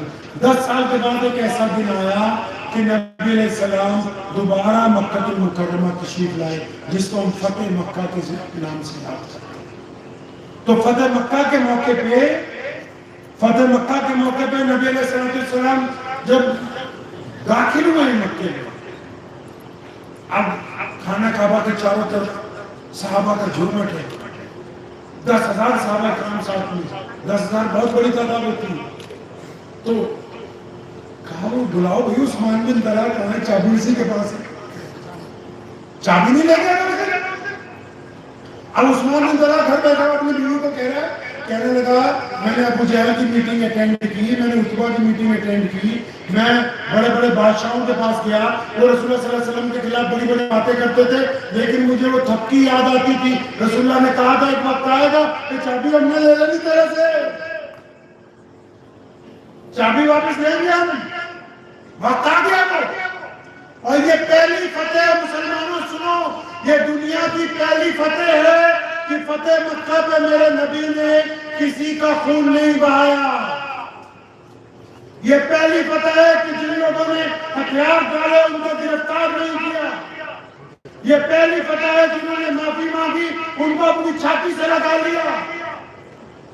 یہ کائنات کی پہلی فتح ہے کہ محمد رسول اللہ خانہ کعبہ کے دروازے پہ کھڑے، فرمایا عثمان بن طلحہ کو بلاؤ، اب وہ کانپتا آیا، کیونکہ رواج ہے نا جی کہ جو آدمی پاور میں آتا ہے تو پہلے دشمنوں کا رگڑا لگاتا ہے، رواج ہے نا یہ صدیوں سے چلا آیا ہے۔ لیکن میرے نبی صلی اللہ علیہ وسلم جب پاور میں آئے، میرے دادا رئیس الاعراب مولانا حبیب الرحمان رحمۃ اللہ علیہ ختم نبوت کی تحریک میں بار بار مسلمانوں کو کہتے تھے کہ ایک بات یاد رکھو، نبی دونوں صورتوں میں کریم ہوتا ہے، دونوں صورتوں میں رحیم ہوتا ہے۔ اس کی صفات شفقت والی ہوتی، کیوں؟ کیونکہ جب نبی کمزور تھے مکے میں تو اس وقت بھی بددعا نہیں کی، درگزر کیا، اور جب پاور میں آئے تب بھی معاف کر دیا۔ نبی دونوں صورتوں میں امت کے لیے کریم ہے۔ آج نبی کے بعد جب پاور ہے تو نبی علیہ السلام معاف کر رہے ہیں۔ عثمان بن طلحہ ڈرتا آ رہا ہے کہ پتہ نہیں پٹائی ہوگی، گردن اتاری جائے گی، ذلیل کیا جائے گا، کیا ہوگا؟ آئے رسول اللہ نے چابی دی، بیت اللہ کو کھولا، پاک کیا۔ رسول اللہ نے جب 2 نفل پڑھے، باہر نکلے، جب تالا لگایا، عثمان بن طلحہ سر جھکائے سامنے کھڑا تھا، اور فرمایا ابن طلحہ ادھر آ میرے پاس۔ وہ قریب آئے، فرمایا چابی پکڑ، اب قیامت تک کے لیے تیری اولاد میں باقی رہے گی۔ سیدنا عثمان بن طلحہ کہتے ہیں وہ چابی میری طرف نہیں آئی، لا الہ الا اللہ محمد رسول اللہ کی دولت آئی۔ میں نے اتنا کریم رسول دیکھا ہی نہیں کہ جو دشمنی کرنے والوں کو بھی موقع دی تو معاف کر دینے والے۔ اب کیا ہوا؟ نماز کا ٹائم ہو گیا، ختم نبوت کا بھی جلسہ ساتھی میں نا، اچھا کوئی بات۔ نماز کا جب ٹائم ہوا تو آپ کو پتا ہے نماز پڑھنے کے لیے اذان دینی پڑتی ہے، اذان دیتے نا بھائی۔ اب نبی علیہ السلام نے جب سارے صحابہ پاس کھڑے، کون؟ ابو بکر صدیق رضی اللہ تعالیٰ عنہ شہزادے ہیں، پہلے سے ہی بڑے مالدار ہیں، شہزادے ہیں۔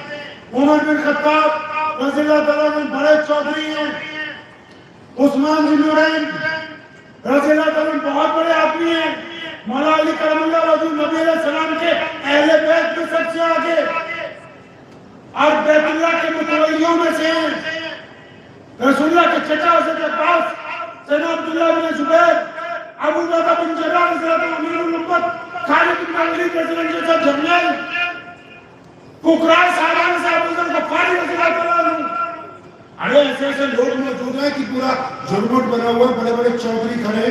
تو نبی علیہ السلام نے سب کی طرف دیکھا تو اچانک پوچھا بھائی میرا بلال کہاں ہے؟ بلال نظر نہیں آ رہا۔ اب صحابہ سمجھ گئے کہ اذان دینی ہے تو کس کو پوچھ رہے ہیں جی؟ بلال کو۔ ایک صحابی نے بڑے ادب سے، کبھی پڑھیے گا، بڑے ادب سے کان میں کہا تھا نبی علیہ السلام سے، یا رسول اللہ آج اہل قریش کو اتنی بڑی شکست ہوئی ہے کہ اگر آپ آج کسی غلام زادے کو یہاں اذان کے لیے کھڑا کریں گے تو ان کی جو تھوڑی بہت عزت بچی ہے وہ بھی ختم۔ تو نبی علیہ السلام ناراض ہو گئے، فرمایا اچھا جب محمد رسول اللہ کے لیے مال کھانے تو بلال کھائے، آج ملائی کھانے کا ٹائم آیا تو کوئی اور نہیں، بلال کو بلاؤ، بلال آن کا ہوتا ہے۔ فرمایا کھانا کعبہ کی چھت پہ چڑھ جائے, اذان دے. اب بلال رونے لگے, کھانے کعبہ کے غلاف کو پکڑ لیا اوپر چڑھنے کے لیے. سیڑھی تو نہیں ہے, غلاف میں جو سائڈ کا حصہ ہوتا ہے اس میں پیر بسا کے چڑھیں گے. اب اوپر چڑھنے کے لیے جیسے کھانے کعبہ کے غلاف کو پکڑا, زاروں قطار رونے لگے. اپنے آپ کو پوچھتے ہیں, انہوں نے اپنی زندگی کے آخری ایام میں جو گفتگو کی ہے, سیدنا بلال رضی اللہ عنہ فرماتے ہیں میں نے اپنے آپ سے پوچھا تھا بلال تو نے ایسا کیا کیا ہے,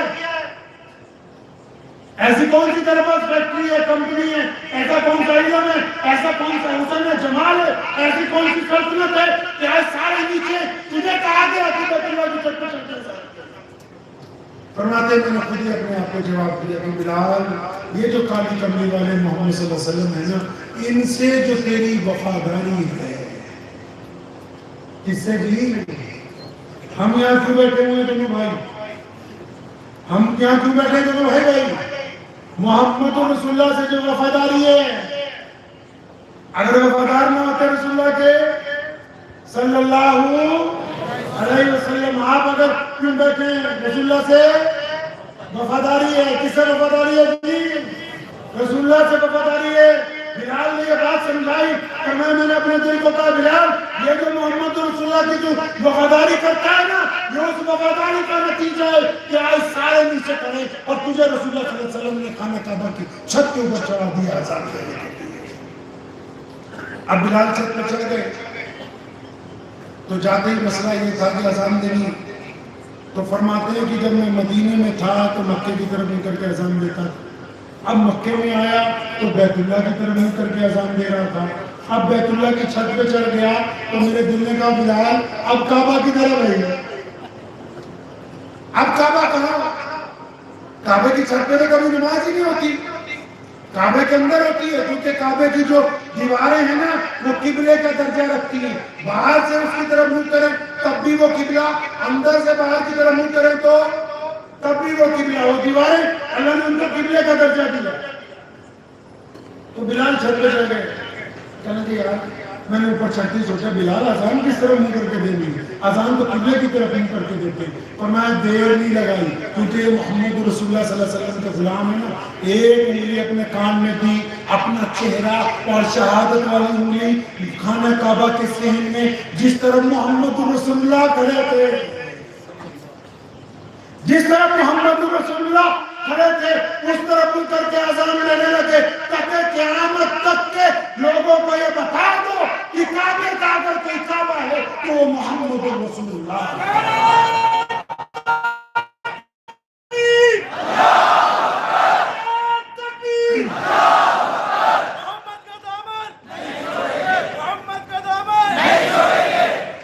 اب سنو, اب اللہ نے نبی علیہ السلام کے دل میں بات ڈالی کہ بلال کو اذان دے رہا ہے, آپ طواف کر لو.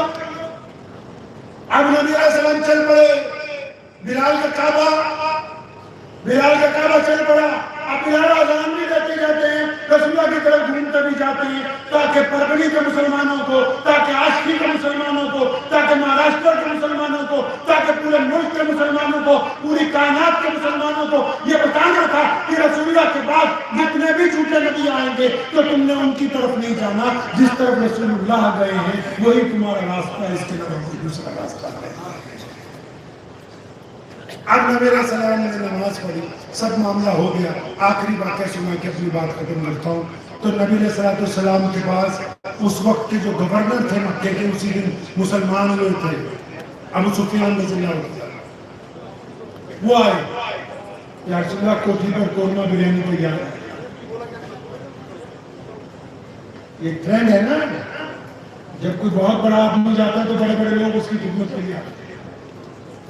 تو نبی علیہ السلام کی ٹرینڈ پر نہیں چلے. عبد الرحمن بن عوف رضی اللہ تعالیٰ عنہ بلینئر بندہ ہے, اربوں خربوں بکی ہے.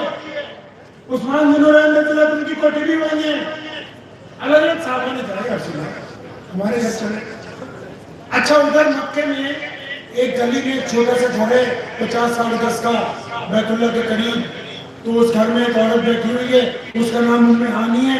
وہ اپنے بچوں کو لے کے بیٹھی ہے اور روز ان کو رسول اللہ صلی اللہ علیہ وسلم کے قصے سناتی ہے, روز نبی علیہ السلام کے واقعات سناتی ہے.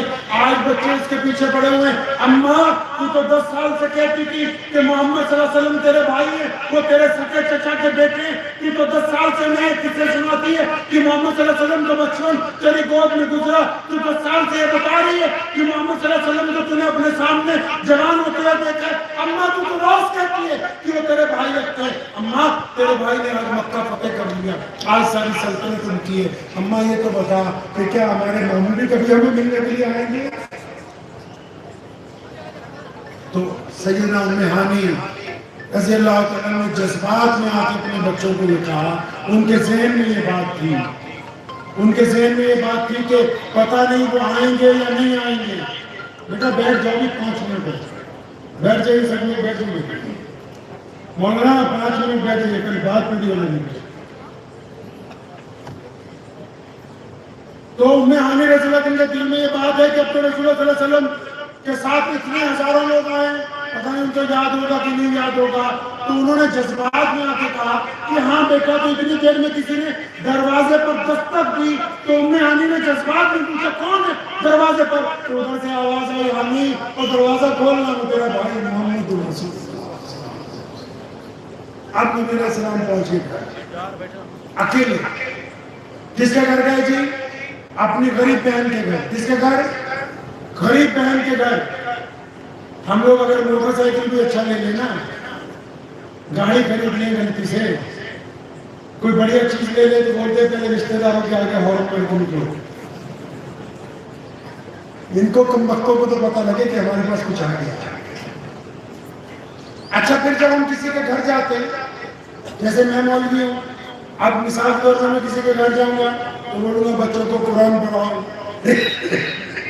ان کو نماز پڑھاؤ، اور اگر کوئی چیزیں لگا کے آ جائے، ہمارے حضرت کا حالت مشہور ہے زیادہ بھائی کہ جب بندہ کہتے پنجابی چکنے جو بندہ حج کر کے آتا ہے نا، وہ سمجھتا ہے میں کل ہی مسلمان ہے، باقی سارا پہ نکاح پڑ ہے۔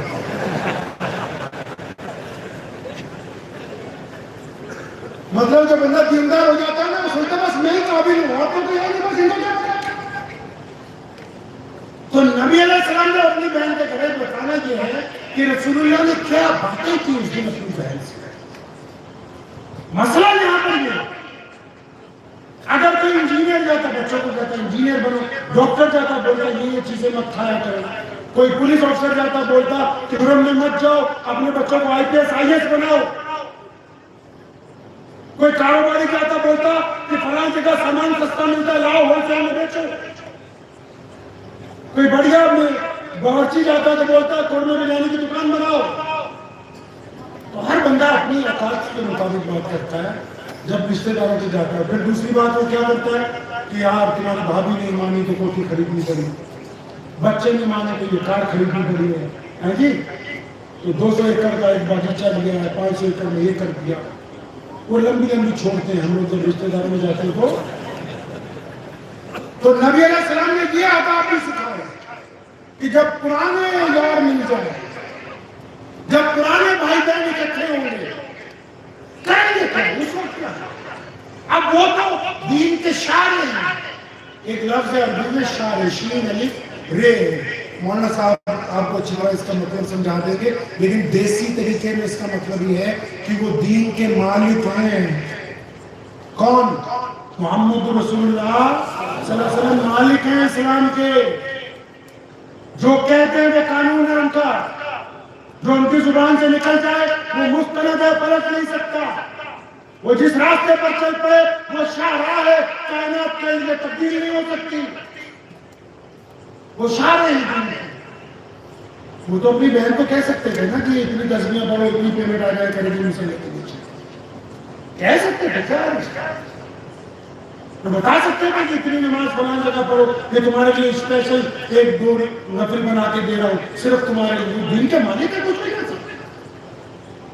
سنو نبی علیہ السلام جب اس گھر میں پہنچے، پوچھ لینا کبھی مولویوں کو بٹھا کے، ہمارے اور آپ کے نبی صلی اللہ علیہ وسلم نے فاقہ تو کیا لیکن کبھی باسی کھانا نہیں کھایا، فاقہ تو کیا باسی کھانا نہیں کھایا، چاہے 4 دن بعد ملا تب بھی کیا کھایا؟ تازہ کھانا کھایا۔ تو نبی علیہ السلام نے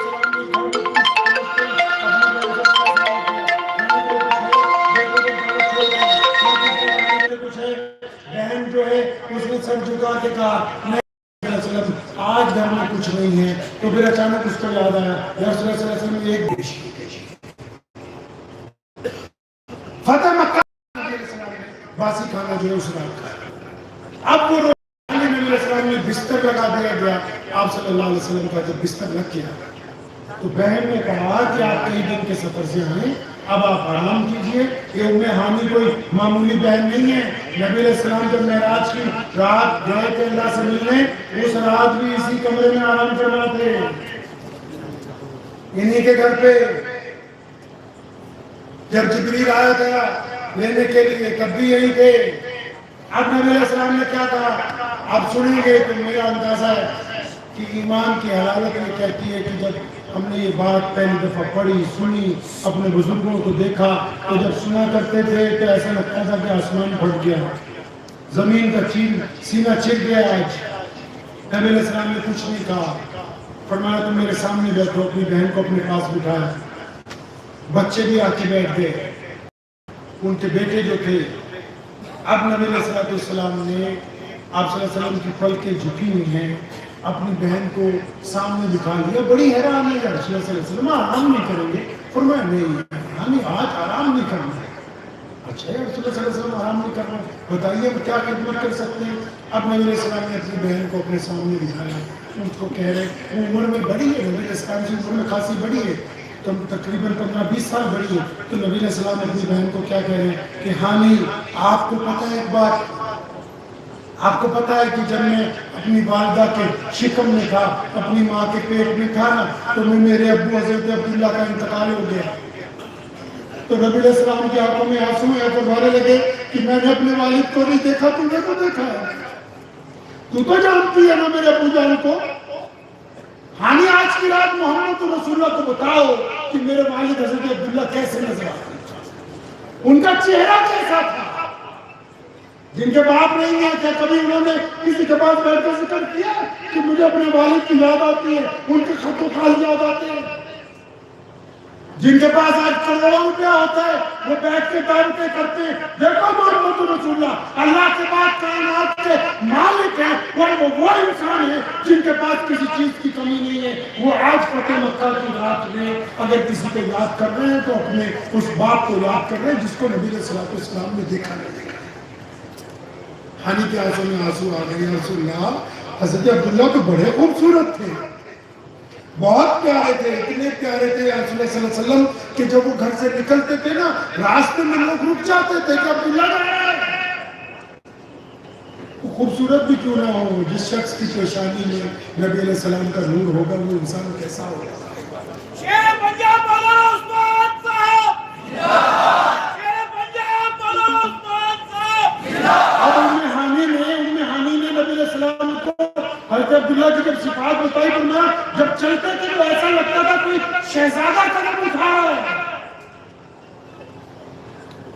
تو نبی علیہ السلام نے جب اپنے والد کی باتیں سنی نا, اشک بار ہوئے. پھر کہنے لگے ہانی کی ایک بات تو تجھے پتہ ہے نا, میں 5-6 سال کا تھا بمشکل, اور وہ ابا پہاڑی پر میری اماں مجھے چھوڑ کے چلی گئی تھی. میں نے اپنی والدہ کو بہت اچھی طرح نہیں دیکھا, تو سیدہ کے ساتھ رہی ہے, ان کی خدمت میں رہی, تو کچھ بتا نا آج پھر سیدہ آمنہ کے بارے میں, میری ماں کا ذکر کر دیں.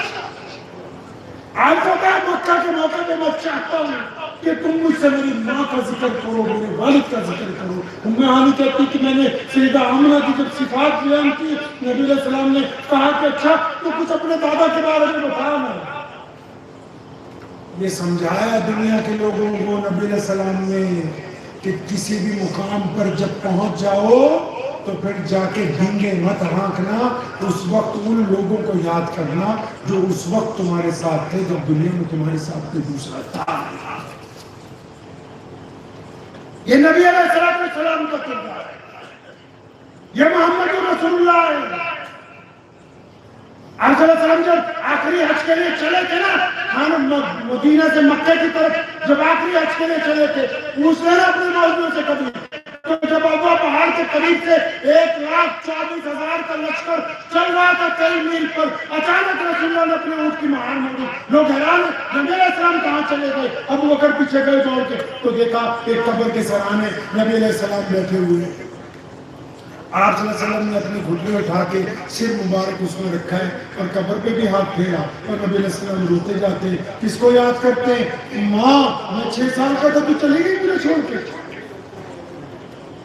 نبی علیہ السلام نے جب ابوبکر صدیق نے جا کے پوچھا تھا یا رسول اللہ آج آگے جانا ہے کیا، آج مکے تک سفر ہوگا، اور فرمایا نہیں آج کہیں نہیں جانا، آج کی رات محمد رسول اللہ کا بستر امی آمنہ کی قبر کے ساتھ لگایا جائے گا، آج محمد رسول اللہ اپنی والدہ کے ساتھ آرام کریں گے.